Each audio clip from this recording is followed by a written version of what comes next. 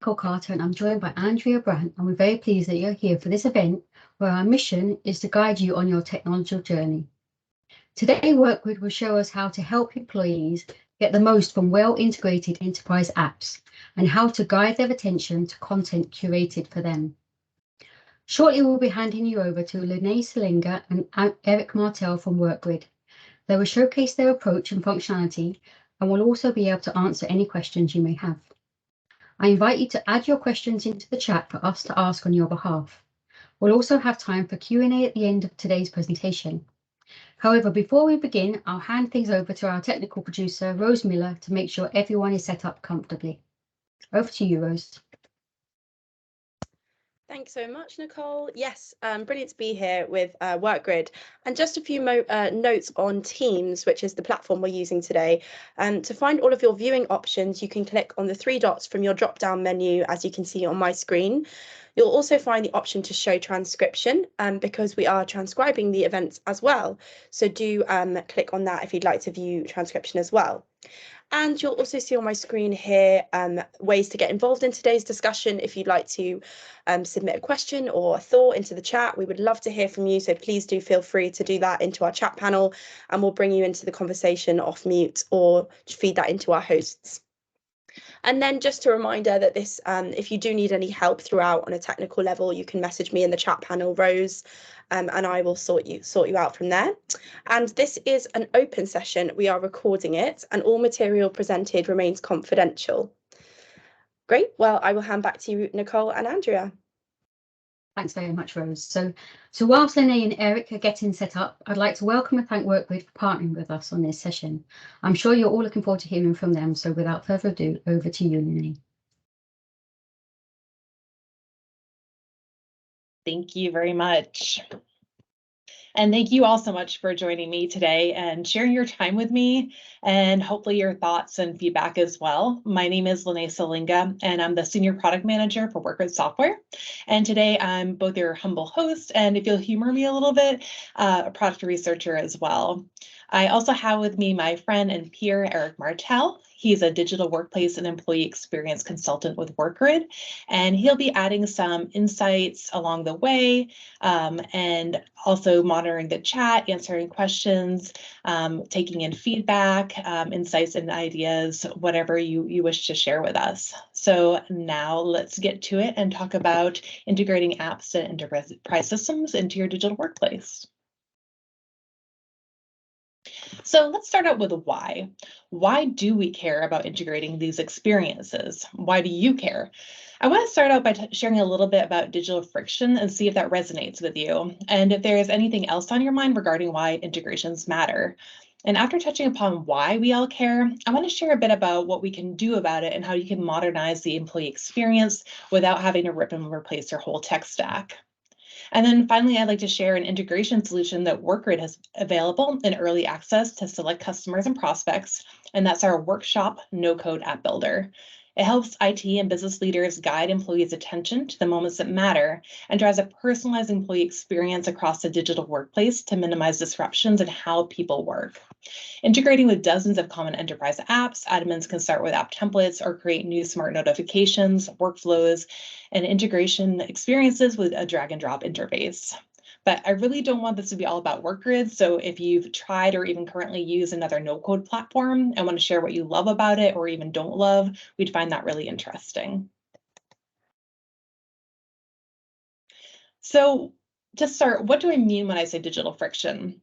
Well, if I were a betting person, I'm not, but if I were, I'd bet that digital friction is something that every one of experiences day in and day out, but maybe haven't associated a name to it yet.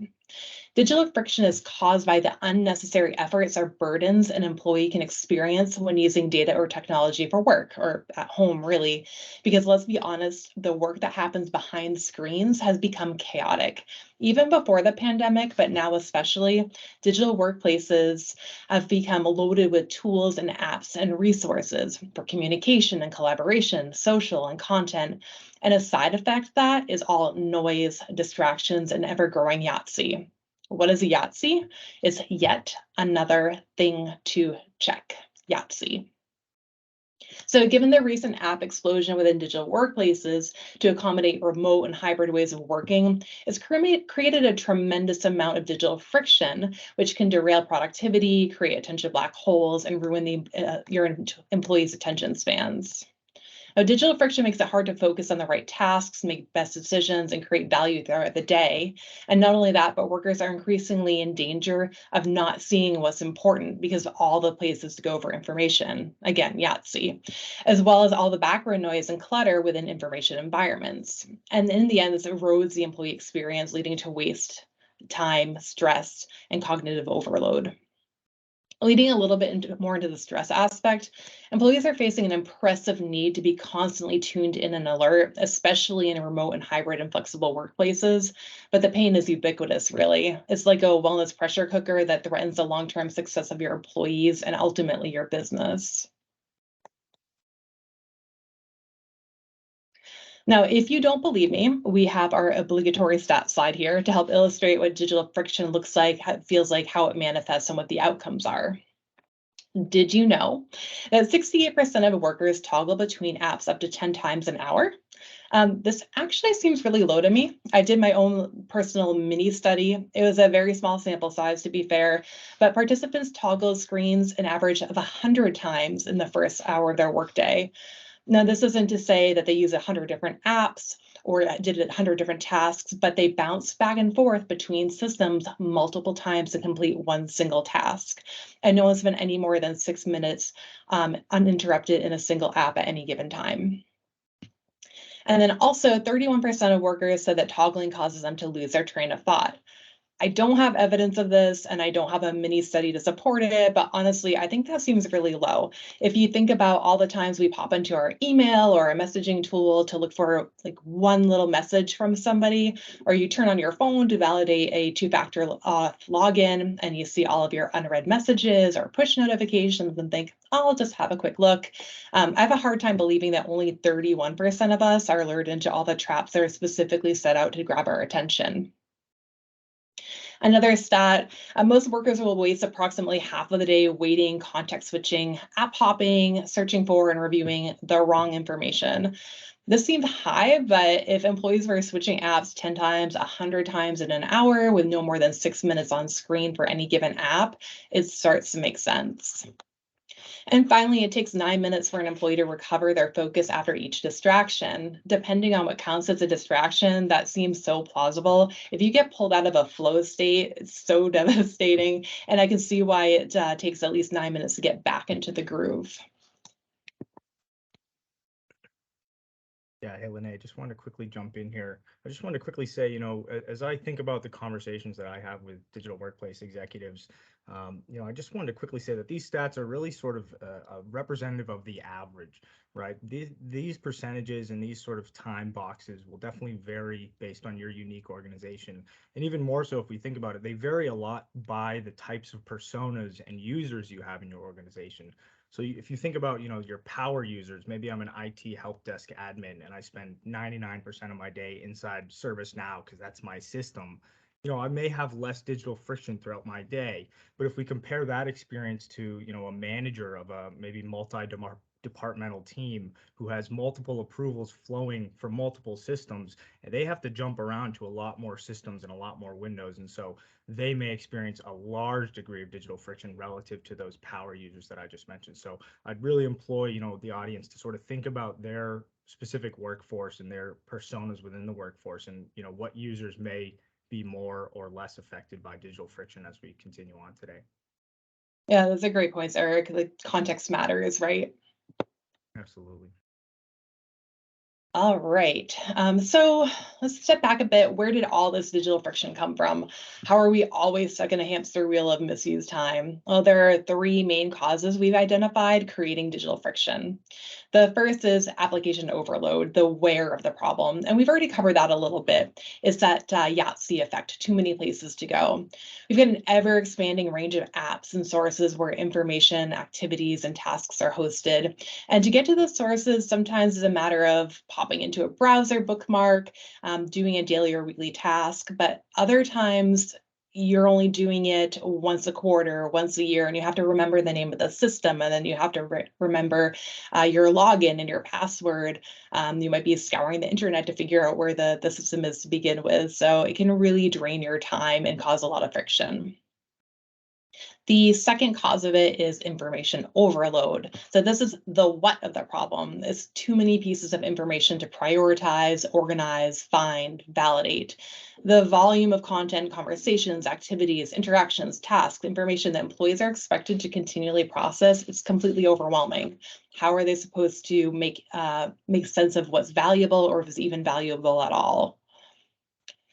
And then finally, we have digital noise pollution. It's like the sibling of overload. It causes too much noise in your digital workplace. It's an exponential echo effect of content delivery, and it shows up as badges, signals, pings, dings, chimes, all vying for your attention and trying to convince you that whatever it is that's interrupting your work is more important than what you're doing already. And surely every one of us in this exchange will be interrupted probably multiple times over the hour.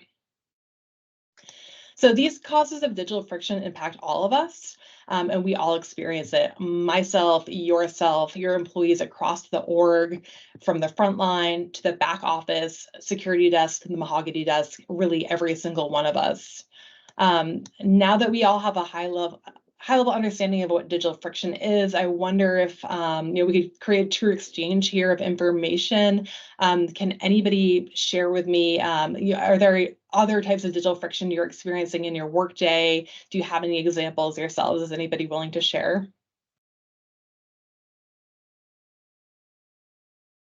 Lene, it's Andrea. I'll come off mute. I think the application overload, all of these things play together. I think Nicole was joking in the chat panel about, is this why everyone wants a huge screen? And I think of how many times I'm trying to pop a screen up because I have so many applications open.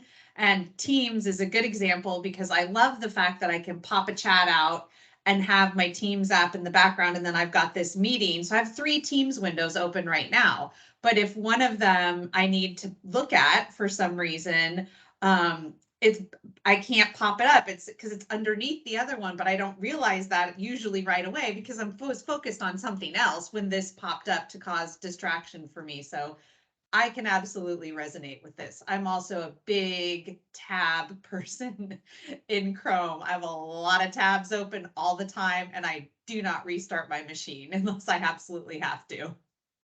And then we wonder why it sounds like, oh, switching between screens or contexts happens 100 times an hour. Like that's all of us. Like we all feel you. I think the other thing is as well that everyone's got all that outside of work as well. So you have all this digital friction in the day, and then you have that in the evening or the weekends as well. So if you could sort of get a bit of a control on it in the week, I think that would impact everybody's evenings and weekends and outside work as well. Yeah, just give you that slightly more brain space, maybe. Absolutely. All right. So I'll go ahead and keep on moving, but feel free to keep the conversation going in the chat. Eric's got an eye on it, and then if you want to have side conversations about your digital friction, please go ahead and do. I really do hope that this will be exchanged today. But to keep moving forward, so we've defined digital friction. It has a name now. We understand it, and we know it's not new. You've been experiencing it for a long time, really. It's just kind of worse now. Our internet's productivity tools, HCM solution, expense manager, procurement system, ticketing systems, and on and on and on. All of these systems, and sometimes even the teams behind them, wind up competing for your attention and causing digital friction. Digital workplaces, internet's communication collaboration platforms, and employee apps, they've all been trying to solve this problem to some degree for some time. Integrating apps into a unified employee experience starts to smooth out the friction, but it's hard to do at scale and in a repeatable way. I'm specifically going to ask Eric if you could chime in here. Eric's talked to many companies who have been looking at integrating in apps and have either tried it directly or at least exploring the problem. Can you share a little bit, Eric? Yeah, sure. Thanks, Lene. Absolutely. Yeah, integrations, right? I mean, they're super powerful in reducing this digital friction that we're talking about, and really bringing the content and alerts and tasks to the employee sort of in the flow of their work. But they're really difficult to achieve efficiently and with longevity. When I speak with digital workplace executives, oftentimes they've sort of been down the path of integrating before, and usually when they have gone on that journey, they fall into one of two buckets, sort of the build or the buy buckets. So they either have, some organizations have a lot of internal development resources and say, we're just going to build everything we want to talk to each other. And they sort of go down that path, integrating all of their source systems to the hub. And the other group is sort of the buy group, right? They actually have a vendor of choice who has, made some promises or said things are included in terms of integrations as part of the digital workplace solution that they bought out of the box. And really the challenges that I hear from the build group is that they sort of underestimate the actual amount of effort, cost, and time that's actually involved in building out all of these integrations. Furthermore, once they actually go through that large effort, they're actually required to maintain and secure all of those integrations manually into perpetuity. So you can probably anticipate some of the challenges they face, right? When Oracle chooses to update a specific API endpoint, not only do these teams need to know ahead of time that this is a change that's happening, but they also need to be ready to quickly deploy their resources to upgrade and update that integration correctly and quickly without causing downtime for users. This is extremely difficult. So that's the build side. Going back to the buy side, oftentimes when purchasing integrations from an out-of-the-box vendor, I hear that the integrations, they don't really do what we were promised, right? I mean, every organization is very, very unique and may have even configured their line of business systems in completely different ways. And so oftentimes you'll purchase an included integration from an intranet vendor, but then during the implementation phase, you sort of discover that it actually isn't really going to work for how your org is set up. And so then you're sort of left with two options.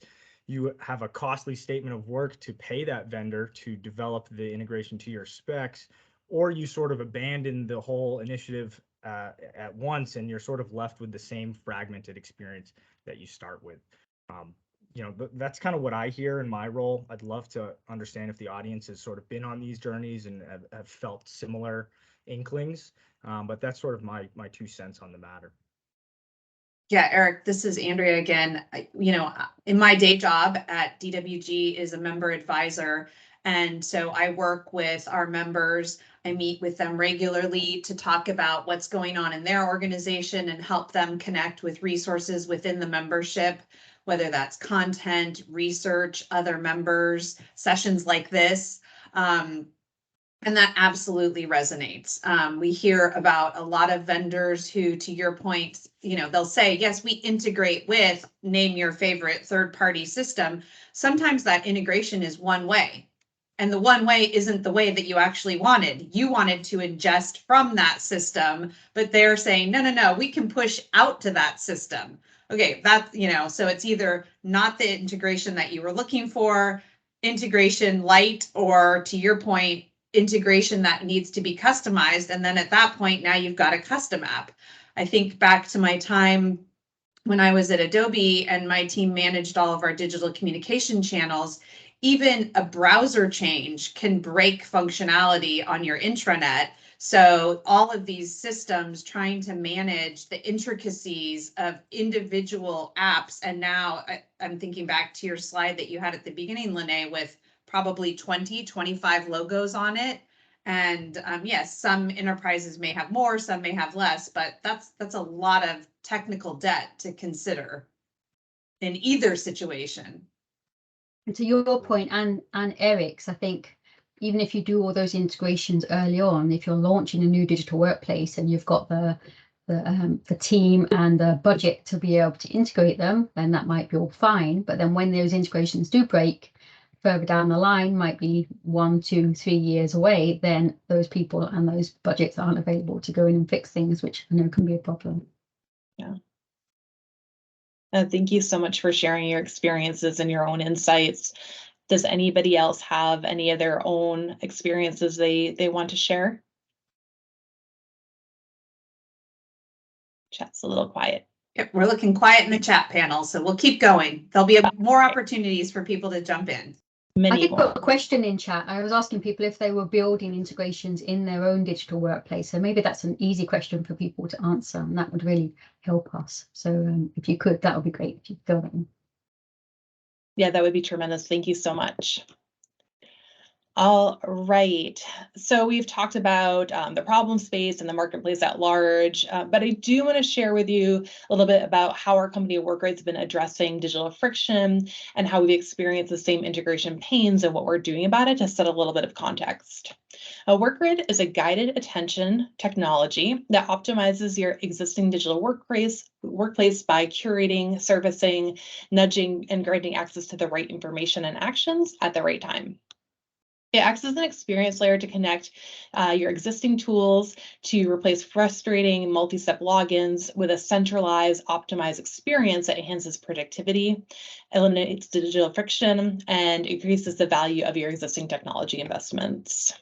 So we show up as a digital assistant that typically sits on top of or within your existing internet or workplace solution, or really any digital user authenticated platform where your employees already go to work. Using Digital Assistant, we surface enterprise system notifications, tasks such as approvals, ever-present micro apps, and a Q&A chatbot, so that your employees have all of their most important things they need to know and to do and to find in a single location in the context of their work.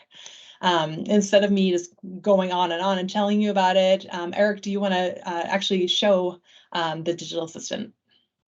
Would be happy to, absolutely. Start sharing here. All right, everyone should be able to see the landing zone HQ. Just give me a thumbs up. Just want to make sure sharing the right screen. Thank you, everyone. Okay, so I'll quickly set the stage here. Again, this is going to be a 2 to 3 minute sort of high level overview demo of the end user experience of Workgrid. And so just to set the stage, just imagine I'm an end user. It's 8 a.m. in the morning. I open up my laptop and I open up my browser, and sort of the home page is the landing zone HQ, right? This is representative of the audience's existing employee portal as it sits today. As Lene mentioned, Workgrid is a supplemental tool to bring everything to me right on the intranet. And so we see the Workgrid Digital Assistant toolbar anchored to the left-hand side of the intranet. And it sort of pops in and out to preserve all of the real estate that your content creators and your communicators are very territorial about, right? So essentially, the idea is that we are really this integration engine. So I can open up the to know section, and immediately I'm met with a personalized news feed of all of the things that pertain to me in all of my enterprise systems, funneled into a single consumable sort of feed for me. So I can get alerts from O365 and Outlook around, hey, here's all your meetings for the day. I can join right from this notification. I can get training assignments actually funneled in here with a quick blurb about what training has been assigned to me. The possibilities are obviously endless because the alerts coming from all of your systems are endless. But essentially, the to know section is a single aggregated view of everything across my systems, whether it's learning, whether it's a recognition system, whether it's maybe my core HR system, and I've submitted some requests that have been approved. I get to view all of this in a single pane of glass to, again, reduce the amount of tabs and clicks that I need to take to just understand what's going on across all of my technology. If we pop down into the to-do section, we have a similar look and feel, but instead of just informational alerts coming from my systems, I can actually take action without going to the system. So this is really where that manager example becomes really, really powerful. I have multiple requests across multiple systems. What Workgrid's able to do is monitor all of those systems and bring just the information that's necessary for me to actually make that decision quickly and in the flow of my work. So as a manager, I can quickly view, looks like Natasha's getting promoted. I can hit approve. That goes back down into Workday, and Natasha on the other end would get a to know that says Eric has approved your request. And so you sort of start seeing these 360-degree processes all being facilitated on the surface on the intranet without having to context switch across all of these, right? We can do a bunch of other examples. Here's another, maybe someone's ordering a laptop or a phone from ServiceNow. I can approve, reject it, and kind of move through my day like this. Popping on down to the apps section real quick. This is essentially my widgets, if you will. These are really just apps that I can turn on and off that give me a quick window into information that's stored in some siloed system somewhere else. So Maybe I'm an hourly employee and I need to check my pay stub to make sure it matches to the hours I worked. I can quickly click into my payslip app. Similarly, maybe I want to take vacation, but I'm not sure, how much time I have or when the last time I took it was. We can pull this information from a Workday or an Oracle HCM to, again, bring the information into a centralized place, reducing the clicks and reducing the number of times I need to context switch across all of my systems and apps. The last piece here is the Workgrid chatbot. This is a super powerful part of our platform. It's essentially the place where you can just go ask anything you might be wondering, right? So sort of those nitty gritty policies that you wouldn't really know where to find. I could say something like, what is our maternity leave policy? Right, I wouldn't know where to find this, but I'm going to quickly jump into the chatbot and it's going to route me directly to where I can find more information around the topic of maternity leave policy. And there we go. It'll just pop me right out to the benefits website. So we're aggregating, we're centralizing, and we're reducing the amount of places an employee needs to go to sort of exist in their organization and knock out all of the peripheral tasks.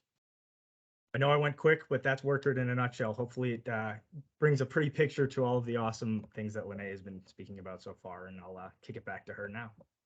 Thank you so much for doing that. It just helps to bring some context in. All right, so let us, now that we've seen it kind of in the wild, in the real world, brought some context to it, let's keep on moving on. Eric and I have mentioned a couple times to this point, guided attention technology. What is that? It's our key value proposition, and that is guiding your employees' attention to the informations and tasks that matter most for your digital workplace. It minimizes digital friction and unwanted distractions, and amplifies critical content generated by your tech stack, but packages it up in a way that improves focus, saves time, and values the employee experience. Guided attention empowers all employees to do their best work, aids personal productivity, decision-making, and increases alignment, ultimately leading to happier employees and better business results. Our current focus of guided attention technology is curating the most important information and actions and separating them from the noise. And our next goals are to dynamically prioritize and deliver content based on user preferences and behaviors to further combat digital friction.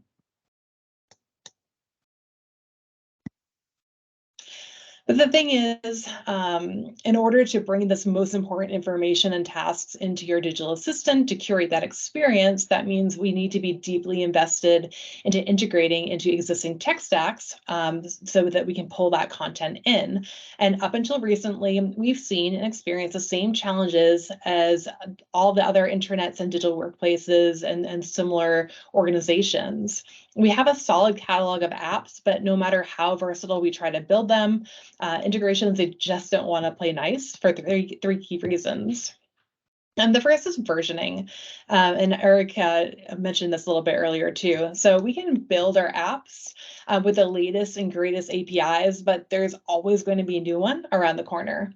And then we can update the app to work with a new API, only to find out that the next customer that wants it is actually 3 versions behind the newest version, and the endpoints are incompatible. So best case scenario is that we tweak the catalog app to work with the old version, but sometimes the endpoints are just not going to cooperate, and then we need to build a custom solution to perform the same or similar functions.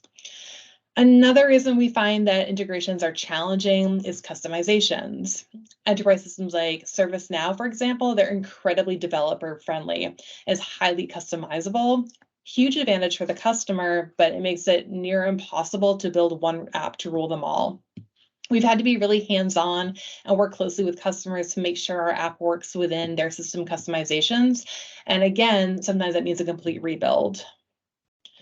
Finally, beyond system customizations, customers actually want unique experiences in the apps themselves. They might want some fields required, others they want optional. Some customers want more frequent notifications, some want less frequent. They want to personalize the messages. The list of requested customizations goes on and on and on. So it's just really difficult to build one thing to meet everybody's needs. So what's a guided attention company to do about it? Apps and integrations are absolutely core to the value that we deliver, but they're tricky. They're hard to scale. So how do we provide a catalog of apps that are ready to use, but also tailorable to each customer? And how do we do it quickly? We can't fulfill our purpose of guiding attention to what matters most if we have no information or tasks to guide people to. So introducing the workshop. What we did to solve those problems is we created our own no-code app builder so that we could create employee-centric guided attention app templates for the digital workplace. You can bring your system credentials and configurations and use our templates as is. Or if you're faced with one of the common needs or challenges that we just talked about, you're empowered to make your own changes or tweaks or even wholesale changes to them. So now IT and business leaders can drive personalized employee experiences across the digital workplace. I'm going to share a few highlights and then we'll get into a live demo. So the workshop enables admins to connect to a growing integrations catalog of the most common enterprise applications. As mentioned, you can start with a template or you can create a whole new app experience with a drag and drop interface. No code's required at all, and anybody with a goal and a little system knowledge can build their own app.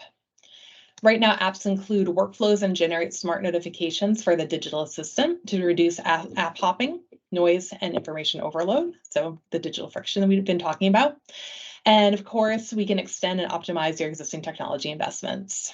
So let's do a little show with the tell. While I get the demo ready, are there any questions that maybe Eric, you can take on while I prepare? Anything? I think Eric's been doing a grand job of answering them in the chat, so I think we're good. But does anyone have any other questions they want to ask at this point?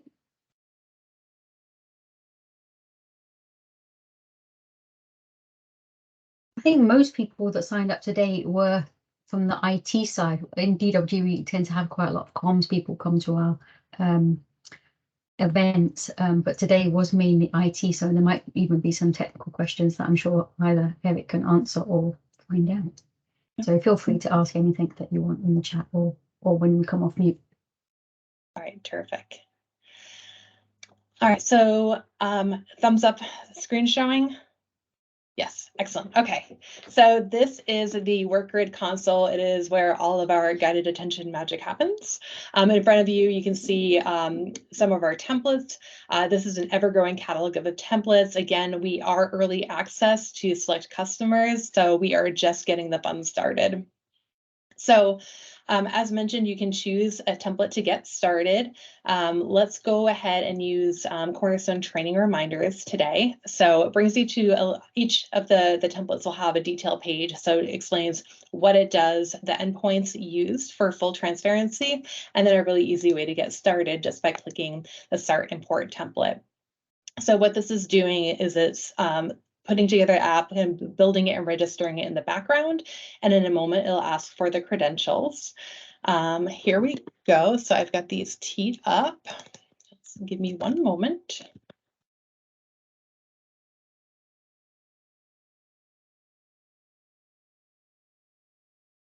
Almost there. And then one last one. Okay, so you can enter your credentials, and then also there are a couple of configuration options as well, depending on the integration. So this one offers polling, some of them offer webhooks as well, but you can at least change the polling to whatever works for your organization. And then also you can choose which events that you want to pull into this particular app so that you can choose to limit exposure if you want to. So we'll go ahead and create the data source. So what it's doing is pulling in the different templates, pre-building them for you, and then it's going to have installed the templates in a draft mode, waiting for you to build, test, and then eventually deploy. So as you can see here, we have 3 different features that are built into this app, and you can click into any one of them and kind of see the mechanics of how they're put together and how they work. So we'll go through registering for training. This one's it's a pretty simple app. They can get quite complex depending on what you wanted to do and the APIs and endpoints that are available with each of the integrations. But what this one does is it calls out to Cornerstone every 15 minutes looking for a new transcript. And if it finds one, it asks for more information and data from that transcript. It checks to see if it has a due date. The event has a due date, and if so, it'll send one kind of notification to say, here's your training event, please attend or do it by X date, and the other one just gives a generic, like, please take this course. So it's fairly simple, but what's nice about it is if you want to make it more complex, you can. If you want to modify it, you can. If you want to add logs, you can do that too. You can add additional notifications, but really the most common ways that people like to tailor these apps, barring like needing to actually like tweak some of the endpoints, and I'll share a case study with that near the end, but the most common ways to modify are to personalize these notifications for your employee user base. So one way in which you can start tailoring these notifications is you can tweak the title right here. You can get a little bit fancy with it if you want to. You can pull in different variables. Cornerstone has lots of options, so if we want to put the course name right in the title, we can do that. Another thing you might want to do is change the sender. So our templates are pulling in the integration as part of the template. But if you wanted to genericize it, you could absolutely do that. And a good reason you might want to genericize is to start abstracting complexities from the employee experience. So if you had to change your LMS to Degreed or LinkedIn Learning or anything else, if you make a more generic sender, then the employee doesn't have to know what's going on behind the scenes. They just continue to get the same notification that says, please go take your training. Okay, stop, Lene. I have to stop you because you said if they change the system in the back. You mean when they change the system in the back, or they've come up with some culture name that works within your company's culture that actually has nothing to do with the application, and yet the application out of the box has everything branded to its name. Yes, exactly. And then you're learning, you have to learn and remember. Yeah, what's that new thing that replaced the other thing? Yes, and this is really important too for like mergers and acquisitions. So you've got all these companies coming together, you might be introducing new tools. So it just, like, when all that chaos is already happening, like, why do you want to introduce one more thing for people to have to learn? It is a nice add-on to help streamline things. Yeah, that's great. Thank you for bringing that up, Andrea. Okay, so a couple other things that you might want to modify. So the notifications will auto delete after 5 days. That's a default. If you wanted to make that window shorter, or if you wanted to leave it out there for 2 weeks, just in case somebody's on vacation, that's an easy customization as well. And then I think the most important one, or one of the most important ones, is audience targeting. So we have the template set up to, of course, send the notification to the person who is registering for the event or has registered for it. But if you did not want to send it to everybody who registered, you only want to send it to a particular department, an office, a geography, maybe you want to exclude people, maybe you don't want to ping managers with this information, then you can set up additional filters to be able to modify the audience a little bit further. So if I only want to send this to my team in product and engineering, then I can add that audience targeting filter to the template. So of course, you can also change the content on the card. You can change the content in the detail panel that Eric showed you earlier. So really you can make it highly customizable. So once you're done with your modifications, now you want to test it out. So very easy to test it and make sure that everything looks good. All you have to do is click the test button right here. And the first thing it's going to do is check through all the nodes and make sure that all the content that's required is filled out. Here I pulled in a log, and I didn't actually say what it should be logging. So I'm going to add my message and then save it. And then you can see, all right, all my steps, all my nodes are now complete. I can go ahead and run the test for real. So what it will do is it's going to run against the credentials, the environment of the credentials that I entered in the beginning. So it'll test against that, make sure all the connections are actually working. And then this content over here, because we're not actually submitting an event, we need to kind of create a dummy event to run against it. So we'll add in some dummy content in here. And then I'm going to toggle this on to send a notification to myself. I'll get a preview of what the notification looks like in this panel over here. But if I want to see it in the real world, and I do, then I can choose to send it to myself as well. So we'll go ahead and test this feature out. And again, what it's doing is testing against the environment that you've connected it to. Some little like nice delighters in here that I like. You can see that it's testing with like the little dash lines are flowing through, like a little trickling workflow. And then as each of the nodes is validated, you get a green box and a check.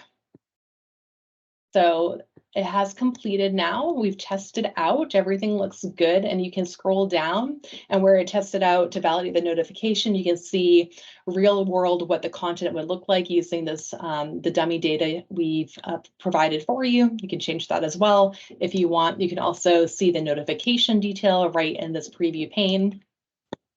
And then again, I wanted to see it in the real world, so I can go over to my demo environment and see, okay, yes, I did receive the notification. This is what I wanted for it to look like. All right, everything looks fantastic. All right, so once I'm done with that, if there's no more modifications I want to make, again, you can get pretty fancy if you want to and have the system knowledge. And then we've got some more advanced functionality here for people who are in IT or are developers and have a bigger capacity to modify. But once you're done and you've tested it, you can now deploy it. So deploys are super easy. It's a one-button deploy. It's going to build it and deploy it for you. And then if you decide, oh, I didn't actually want to send it out that quickly, or I want to make a change or modification, it's super easy to deactivate it as well and pull it back. So that is a quick run through of the templates. And I think the last thing I want to mention, as we had before, is that if there's not a template there for you that there's nothing, you don't have an integration that's compatible, or maybe you want a different type of use case, you can actually build yours from scratch. So to build from scratch, we're going to give our app a name. So it's going to be Lene's Awesome Demo or Demoing. And then we'll add in an image. Okay, so now it is pulling together the builder environment and our intro page. So here is where we can add features and add data sources. So ideally you want to add a data source first. So this has many different common enterprise applications for you to choose from. And so you can pick one that you like, add in your system credentials. Soon we'll also support user auth credentials as well. And if you don't see what you need here, you can reach out to us and we can actually add some integrations if they're ones that are popular but we don't support yet. So Absorb over here was actually a recent customer request, and we were able to work with them to add that in. So you can choose your integration, and then you can start adding features. So this is the same sort of functionality that we were seeing before. So you can start by adding a trigger and then all of your information in. I, of course, did not add in an integration for this part of the demo, but that doesn't mean that there's no value in the builder. So what you could actually do is, if you wanted to experiment with it, or you don't have system credentials to play with, you can actually still send out some valuable notifications by scheduling them on a recurring basis. So if you wanted to send out like a weekly timesheet reminder, you could do that. If you want to send out like a quarterly performance update, you can do that. So you can you just treat it like any sort of scheduled reminder to go into the same digital assistant with all your integrations as well. So that is the demo.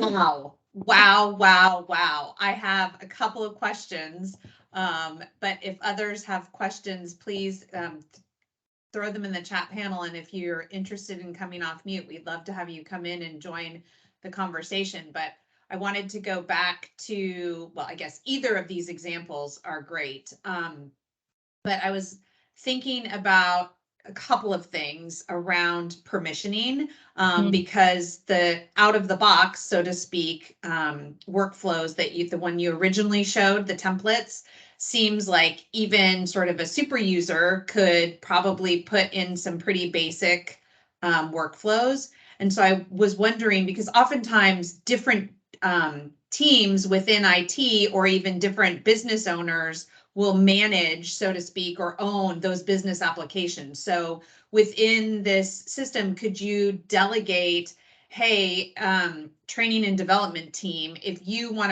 to have this notifications for your system in the broader organizational sidebar, yes, you will let you build all those, and then they'll come maybe to a centralized resource for approval, so that new systems aren't getting added without maybe a communications plan around them or a thought process. Is that possible? It absolutely is a great question. Something I didn't touch on. So we have 2 levels of role-based access right now for our workshop. So the first one is like a God level access, so they can do everything, they can see everything, they can see all the apps and features and everything built. The second level is a more individualized access. So they're added to the console and they can build what they want, but they can only see what they've built. So that they can't go in and see what's going on in other departments, or like Right. accidentally modify or tweak anybody else. Is really contained to what that particular user builds. So those are the 2 role-based accesses we have right now. Again, we are early access, so as we get more users and customers in sharing like what works for them, if we wanted to do departmental, we could absolutely, and we've talked about like, should we start inviting people into these particular roles? So yeah, that's a fantastic idea. That's great. Carissa has a couple of questions. And can you come off of mute, Carissa, and join the conversation? Yeah, I think you actually asked, I typed it right as you asked it. I was curious about permission. I was channeling you. Yeah. Who has the ability to connect to systems, but I was just also wondering, in terms of deployment, I know you mentioned like it's a quick 1-button deploy, but how is that actually sitting on like existing systems? Is that a front-end solution like with JavaScript, or something else that actually does that integration?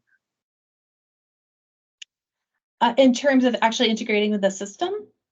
Yeah, so like how is that little sidebar showing up on my intranet? Oh, so you're asking about this side? Yeah, like Yeah. what's it built in that makes it Oh. show up on my current system? So Eric, did you have I was just going to clarify for you, Yeah. Lene. Yeah. So she's talking about the end user view, I believe, right, Carissa? So this toolbar that we're looking at here, how is that actually overlaid on her existing intranet today? Correct. That's where she's going at. So is it a JavaScript package? That's the angle that she's coming from. I see. So it really depends on where you want to overlay it. So there's probably a bunch of different angles that we could talk about, or we would need to know in order to sufficiently answer that. But I think if it's okay with you, we can maybe connect after the call and give you like a little bit more information about that. Sure. Thank you for your question. So I see Sharon is typing in the chat while we're waiting for her question to come in. Going back to the builder, so it looks like I was saying, that it's pretty straightforward. If you're creating something from scratch, that seems a little bit more, I don't know if technical is the right word, involved, I guess is the word I'll use. But if you're using something that's out of the box from Workgrid, are you envisioning that you would have, whether it's a business owner or a super user, to be able to maybe implement those workflows initially? And then to Nicole's point earlier, it's like, when you start a big project, oftentimes you have lots of resources. And then as things, move along, and then sometimes those resources are either moved to a different project, or you don't have sort of that dedicated resource to do these types of things for you. So is this something that like a digital workplace team that maybe might not be within IT, or even a team within IT that's not necessarily managing other systems, could be managing on their own? this question is a perfect segue into my next and final couple of slides. Okay. So we have maybe, yeah, I was going to say, before you do that, Sharon, are you able to come off mute? Sharon had a question about overlaying on an intranet site. Yeah, excuse me. So I was just curious if it can only overlay over an intranet site, or is that sticky no matter where you go? Like when you go to email, do you still see the tabs? Does it kind of follow you around, or only on the intranet? Yeah, I can jump in here, Sharon. Okay. So essentially, any web page that's proprietary to your organization, that's the assistant toolbar can be overlaid on. We have run into challenges, when customers come to us and they say, well, I want to put this on Salesforce, right? Salesforce really isn't our real estate, and we don't have sort of this high level vendor partnership with Salesforce yet. Maybe we're going in that direction in the future, but so that's sort of a limitation there. If you have control over the web page, we can put the toolbar on it, and then obviously we can overlay intranets, which is really the main primary use case our customers leverage. And what about mobile? Yep. So Workgrid has a dedicated mobile application that features all the same functionality that is represented here on the intranet web page as well. We can also inject ourselves into other mobile responsive applications. So I mentioned one of our biggest intranet partners is Igloo Software. They actually have their own mobile application, and so we opted to sort of have the folks using the Igloo intranet and also using the Igloo mobile app. Workgrid actually shows up in the Igloo app itself. Again, obviously the last thing we want to do is give you another app to check. We don't want Yahtzee, so that's sort of the strategy there as well. And thinking about our longer term roadmap to get to the original question, we are thinking about like, how can we show up and be more ubiquitous so that we can follow you around and be wherever you work, because that is the point. We don't want yet another thing to check. We want to be where you are. And I'll touch upon a couple of other places that we show up as well. Great. Why don't we get to your final slides, and then we'll bring people in if they have additional questions towards the end. Perfect. Okay, so to get to the question about users, who's using this? That's perfect. So we built the workshop, our no-code app builder, for business people originally. It was really designed to empower citizen technologists, digital workplace practitioners, system administrators, people in the business who want to increase employee productivity and digital workplace satisfaction by enhancing the digital workplace with easy to configure experiences. And this kind of gets to the heart of your question. For people who want to create unique no-code applications, it is drag and drop. It is super user-friendly, but I want to stress that it's no code, not no knowledge. So if you want to make more advanced tweaks to the templates, or if you want to build something from scratch, you just have to have intimate knowledge of your integration of your system so that you understand what the endpoints call. So you just need a little bit of familiarity, but you don't need to know actually how to code. And then finally, we built it for people who want to guide employee focus and productivity by amplifying the most important notifications and information from their workplace. Interestingly, though, so we built it for the business user, but we're starting to see a lot of enthusiasm and interest from digital workplace developers as well. We weren't really expecting this as an audience, because why would developers who can code want to rely on no code? I see a lot of chatter about yes code, we want code. But here's what we're discovering. We find out that developers, they have to be hyper invested in their core product or products, their enterprise system, whether it's homegrown or not. It's the center of their work effort. And year over year, they're being told that they have to do more with less, and they need to watch their IT budgets or they get moved over to the business. But even still, like, their stakeholders have requests and demands, and they need to increase or at least maintain user adoption for their enterprise system. So what the workshop enables them to do is it amplifies the reach of that core system, that system of record, and it brings the services to the user so that they're getting more value out of it. So essentially extends their system capabilities and time and team without code.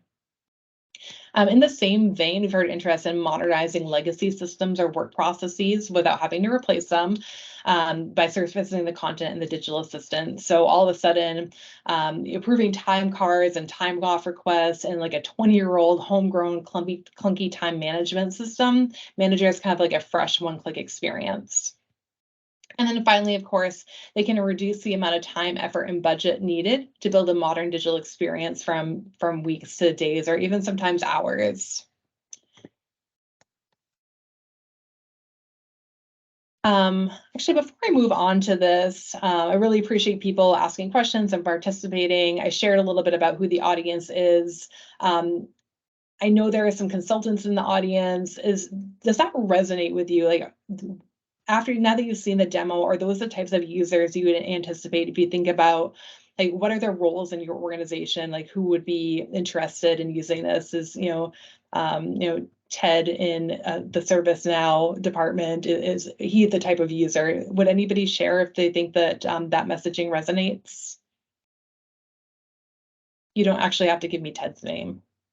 I think we're nearly at the top of the hour. So do you want to finish your last few slides and then we can come back and ask some questions at the last bit? That would be good. Well, we are. Yeah, I'll cruise through the last little bit. So just wanted to make the point that no-code app building is not new, it's not unique. And we know there's powerful solutions out there, but it's not our goal to be the best no-code app builder. What we want is to have the best digital workplace apps and guide employees' attention to what matters most. So that's really our focus. Our focus is on being guided attention to technology and curating your best of content wherever you are. We're really focused on digital workplace excellence. So, there are great no-code tools out there. There really are, and they provide useful personal productivity hacks, but personal is like a fraction of your friction. So we really focus on building apps for the enterprise to streamline that experience. And we really focus on building for everyone, so everybody can have a better experience, and you can tailor those messages with audience targeting and also role-based access for your builders and trying to be everywhere. So Eric already touched on that. In addition to the toolbar, in addition to working with our Igloo partner and other internet partners, we also have a Teams integration in beta for Microsoft Shops. And we are also in an early beta testing out a new headless capability so that teams with stronger IT departments can actually surface in Workgrid content anywhere they own. And then finally, really quickly, some early success stories if you need the proof, if you want the proof. So we do have one Workgrid customer who used Absorb Learning software, but it wasn't an integration in the catalog. But we were able to work with them after we knew they wanted it. And we were able to add it into our catalog and build an app within a single week. So we had, nothing that we needed, but working with the customer, we were able to integrate that app integrate the data source into our catalog and then build an app using some previous template bits and pieces, and then have a working app deployed in a week. And then also another example, another customer, Riverstone, experienced all kinds of EX issues when they opted to use something other than an email address to identify their employees. So it caused all sorts of friction across their digital workplace when they were trying to integrate. But with the workshop template, since we already had a ServiceNow one, they were really easily able to swap out the ID that they chose with an email ID that was in the template. And so they were able to have like a practically out-of-box working template and have that happen immediately with one single change. So I think it took us right to the end of the hour.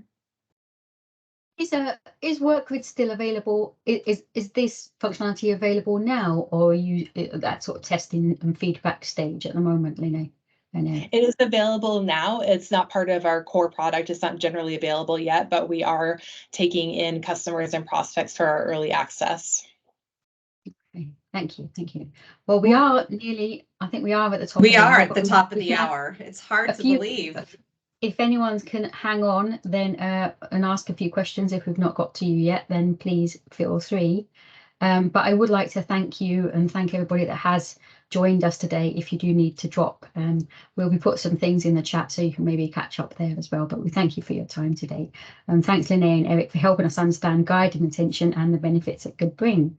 And this new technology sounds really exciting. Well, we have some more information on our blog, so we've posted the link in the chat if people want to pick up some information there as well. And we'll put some contact details and things in the chat as well. So we do have just a few minutes to hang on for any questions. I know that we did have a couple of people that asked them in the chat. So Carissa, I think it was another one from Carissa, if she's still here.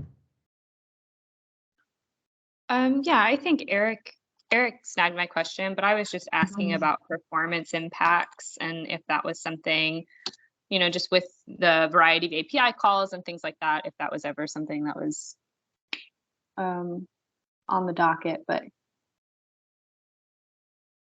I'm sure that is, yeah, something that everyone has to think about, slowing everything else down.